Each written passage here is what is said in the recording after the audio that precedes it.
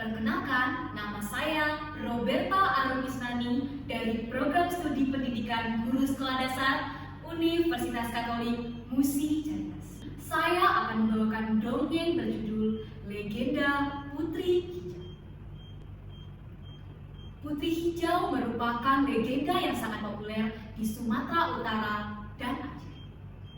Cerita ini mengisahkan kecantikan seorang gadis yang memancarkan cahaya hijau pada tubuhnya di setiap malam. Gadis tersebut bernama Putri Hijau, yang merupakan adik dari Mambang Yazid, raja dari kerajaan Delhi, Sumatera Utara. Dahulu kala, di tanah Sumatera berdirilah kerajaan kecil yang sangat makmur bernama Kerajaan Delhi. Raja Delhi memiliki 3 orang anak. Yang pertama Mambang Yazid, yang kedua Putri Hijau, dan yang bungsu adalah Mambang Hayali. Tetapi sang raja sudah sangat tua dan sakit-sakitan. Hingga pada suatu hari berkatalah sang raja kepada anak-anaknya dengan kondisi tubuh yang sudah sangat lemah. Anak-anakku, jika nanti ayah telah tiada, berjanjilah kalian akan saling menjaga satu sama lain, ujar sang raja. Tak lama kemudian, Mambang Yazid pun menjawab dengan keadaan dan suasana hati yang sudah campur aduk. Ayah, jangan khawatir. Aku akan menjaga Putri Hijau dan Mambang Hayali seumur hidupku, ayah, ujar sang Mambang Yazid dengan lembut. Tak berselang lama, berkatalah sang Putri Hijau dengan bahasa yang begitu lembut. Kami berjanji, ayah, kami akan saling hidup rukun seperti yang kau harapkan, ujar sang putri. Tak lama kemudian, sang raja pun meninggal dunia. Sejak saat itu, Mambang Yazid pun naik tahta untuk menggantikan ayahnya memimpin kerajaan ini. Tahun demi tahun pun berlalu.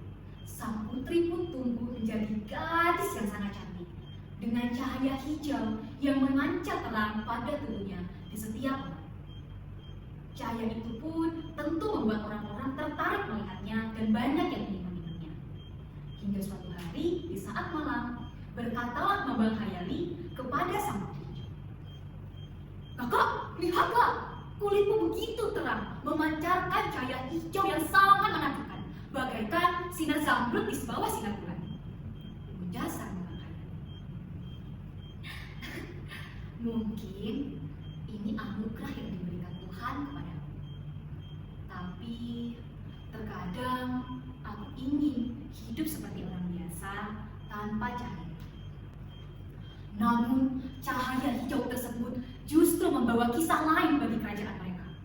Dari kejauhan kerajaan Aceh, sang raja Aceh melihat cahaya hijau yang begitu bersinar terang memancar ke istananya. Raja Aceh pun bingung, heran, dan berkata, "Apa itu sinar indah di langit malam itu? Cepat panggilkan utusanmu," ujar sang raja Aceh. Tak berselang lama, datanglah utusan raja Aceh dan berkata, "Hamba datang, tuanku," ujar sang utusan. "Cepat, kau pergi cari dari mana sumber cahaya itu berasal. Jikalau memang cahaya itu adalah seorang gadis, aku akan menjadikannya sebagai permaisuri," ujar sang raja Aceh dengan tegas. Utusan pun berangkat jauh, hingga akhirnya sampailah ia di tanah Delhi. Di situ, utusan pun bertanya kepada rakyat, dari manakah cahaya indah itu berasal. Lalu berkatalah sang raja, "Oh, itu adalah cahaya yang berasal dari Putri Hijau, yang merupakan adik dari Mambang Yazid, raja kerajaan tanah Delhi." Setelah menerima jawaban itu, utusan pun sampai di kerajaan, dan ia pun berkata, "Ampun, Paduka Raja Delhi. Tuanku Raja Aceh ingin meminang Adinda Paduka, Putri Hijau, untuk menjadi permaisurinya. Tentu saja Putri Hijau pun kaget. "Hah? Bagaimana mungkin? Ampun utusan, aku mohon maaf, beribu maaf. Tetapi aku belum siap untuk bersuami," ujar sang putri. "Benar kata adikku, sampaikanlah kepada Raja Aceh dengan hormat bahwa kami menolak lamaran itu dengan baik," ujar Mambang Yazid dengan tegas dan sopan. Tak lama kemudian, utusan pun kembali ke Aceh dan menyampaikan pesan penolakan itu. Mendengar kabar itu, Raja Aceh murka dan berkata, "Apa? Dia menolakku? Berani sekali! Cepat siapkan pasukan, kita serang Kerajaan Delhi. Bila mereka ingin menyerahkan Putri Hijau kepadaku, mungkin aku akan memaafkan mereka," ujar sang Raja Aceh dengan tegas dan marah sambil berteriak. Bergegaslah utusan kembali menuju ke Kerajaan Delhi untuk menyampaikan pesan yang telah dikatakan oleh Raja Aceh untuk Mambang Yazid. Sesampainya di kerajaan, berkatalah sang utusan, "Ampun tuanku, Raja Aceh memberikan dua pilihan. Serahkan Putri Hijau atau bersiaplah untuk menghadapi perang." Tentu saja Mambang Yazid terkejut. Bagaimana mungkin hanya karena lamaran yang ditolak dengan baik terjadi perang besar? Tak lama kemudian berkatalah Mambang Yazid dengan tegas, "Katakan kepada rajamu, kehormatan keluarga kami tidak bisa dibeli dengan kekuasaan. Kami akan lebih memilih berperang daripada harus menyerahkan adik kesayangan kami," ujar sang Raja Yazid dengan tegas. Perang besar pun terjadi. Suara pedang beradu dan teriakan pasukan menggema di udara. Namun pasukan dari Kerajaan Delhi kalah cuma. Raja Aceh menggunakan tipu dayanya dengan mengisi meriam menggunakan perhiasan emas untuk menarik perhatian para pasukan dari kerajaan. Tentu saja Mambang Hayali sebagai anak bungsu panik dan berkata kepada kakaknya, "Kak Yazid, pasukan kita tertipu. Mereka berebut emas," ujar sang Mambang Hayali. Tak lama kemudian, Mambang Yazid pun berkata dengan tegas, "Tidak, bertahan, jangan terpecah." Suara benturan pedang. Hingga pada akhirnya Kerajaan Delhi pun jatuh dan Putri Hijau ditangkap dan dibawa oleh Raja Aceh menuju ke Kerajaan Aceh dalam peti kaca yang ada di atas kapal.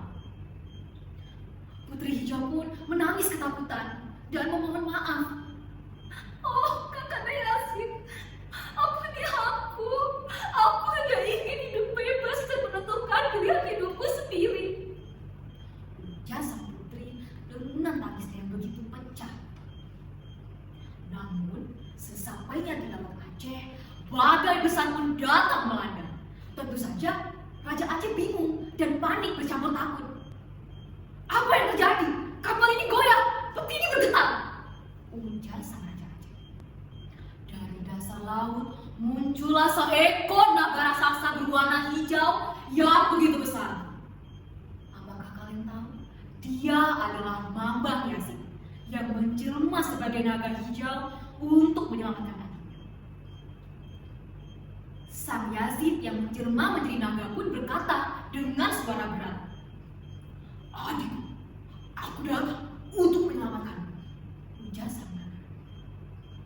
Putri Hijau pun terharu, tangis bahagia ada pada dirinya dan berkata, "Kakanda, terima kasih. Akhirnya kita bisa bersama lagi," ujar sang naga. Dengan satu kibasan ekor naga, badai menelan semua raja dan pasukan Aceh. Putri Hijau pun berhasil dibawa oleh kakaknya ke dasar laut dan menghilang selamanya. Hingga saat ini, rakyat Delhi percaya setiap kali malam tiba dan bulan purnama bersinar terang, cahaya hijau lembut akan terlihat di laut. Tanda bahwa Putri Hijau dan kakaknya masih hidup bersama di dalam kedamaian.